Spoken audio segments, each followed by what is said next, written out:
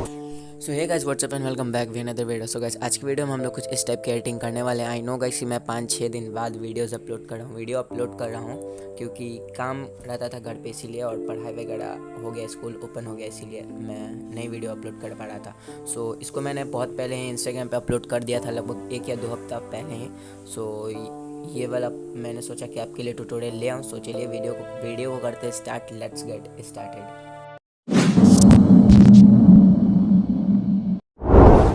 और हाँ गाइज, मैं इसके आगे वॉइस ओवर नहीं कर पाऊँगा क्योंकि मेरे को फीवर है। तो आप लोग, आई होप आप लोग समझ जाओगे। और हाँ, मेरा वॉइस हल्का अच्छा नहीं आ रहा होगा, उसके लिए सॉरी एंड प्लीज़ मैनेज कर लो। मैं नेक्स्ट वीडियोस में वॉइस ओवर करने लगूँगा गाइज।